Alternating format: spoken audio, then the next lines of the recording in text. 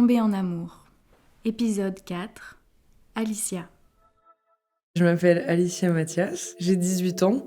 Je pense pas que je sois déjà tombée amoureuse. Je pars du principe que à partir du moment où je me pose la question, c'est que c'est pas le cas. Mais du coup, je pense que quand t'es amoureux, tu le sais, t'as pas besoin de te poser de questions, juste t'es au courant. Enfin, c'est ce que les gens m'ont dit et aussi ce que je crois. Le coup de foudre, je pense que c'est possible. Que genre, il y a des gens, ça match tellement bien dès le début que c'est le coup de foudre. Mais ça m'est jamais arrivé. J'ai vécu un truc similaire à ça, mais ma question c'est est-ce que c'était vraiment le coup de foudre amoureux ou est-ce que c'était le coup de foudre amical et sachant que il y a juste eu un petit plus dans le truc de l'amitié, ça allait un petit peu plus loin. J'ai l'impression que la façon dont tu le ressens, le fait d'aimer un ami et le fait d'aimer autrement quelqu'un, c'est pas du tout la même chose. Mais du coup, je me base sur ça, sachant que je suis jamais tombée amoureuse, donc c'est un peu compliqué. Mais en mode, je sais que j'aime mes amis, mais je sais qu'il existe un amour différent de ça. Mais c'est pas la même chose, du coup.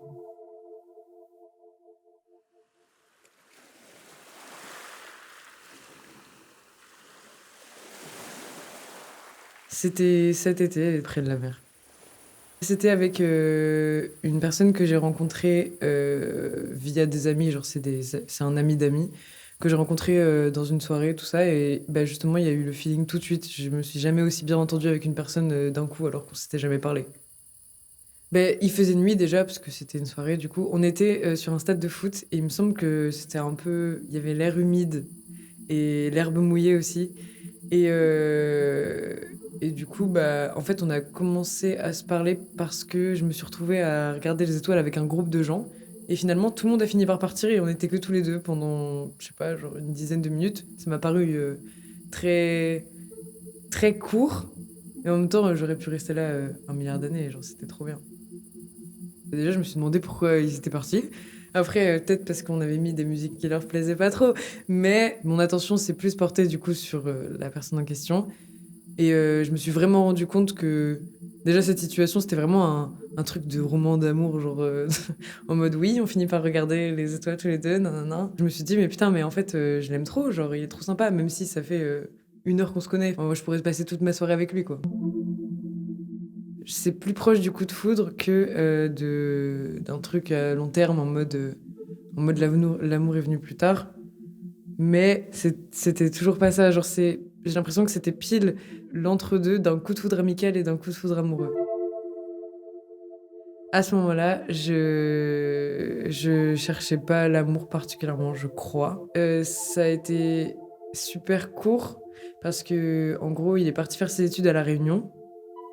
Enfin, on s'est rencontrés, il me semble, en juin. Et on a dû se côtoyer entre juin et juillet. Il est parti début août à La Réunion parce que c'est là que la rentrée des Réunionnais commence. Et en fait, on se parle toujours depuis l'été, du coup. Et bah, j'espère très fort qu'on va garder contact, sachant que je vais sûrement aller le voir cet été, puisque ma famille est originaire de La Réunion. Donc on va aller voir ma famille et notamment, j'espère qu'on va aller le voir aussi. Alors, j'ai pas oublié ce moment parce que, je sais pas, je crois pas avoir...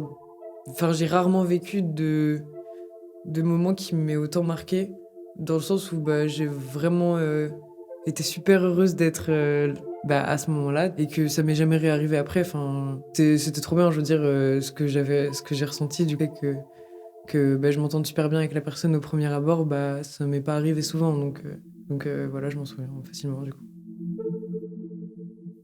L'amour, l'amour, c'est nécessaire pour vivre, mais pas forcément l'amour amoureux. L'amour de la famille, l'amour des amis, bah oui, parce que je pars du principe où l'humain, c'est pas une personne qui est fait pour vivre toute seule. On a besoin de s'alimenter d'amour quotidiennement pour pas bah, être triste et pour pas être grognon et pour vivre bien. L'amour, je sais pas, en fait, ça dépend des personnes. Comme une relation de mois où c'est super cool et puis bah, juste ça passe, où tu peux rencontrer l'amour de ta vie, entre guillemets, hein, parce que je sais pas trop comment prendre cette expression. Mais et rester 30 ans avec la personne et que ce soit génial.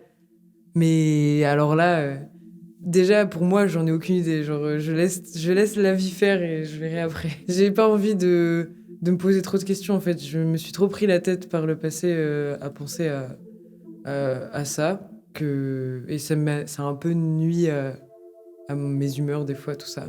Donc juste, je laisse faire et on verra. J'adore rencontrer des gens. Ça me rend trop heureuse et surtout quand je les aime bien. Le sentiment amoureux, enfin, chez moi, il se voit aussi bien extérieurement que intérieurement. Enfin, intérieurement, j'essaie de tout faire ressortir parce que j'aime pas tout garder pour moi.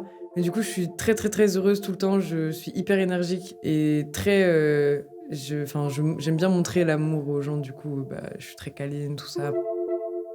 Je souhaite que tout le monde soit heureux dans sa vie et qu'ils aient de l'amour aussi bien de sa famille, de leurs amis, ou amoureusement, ou ce qu'ils trouvent, ce qu'ils veulent.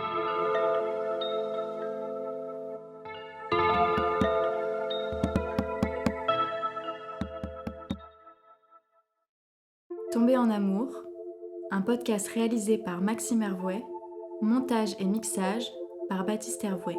Voix additionnelle, Olivia Guilloton.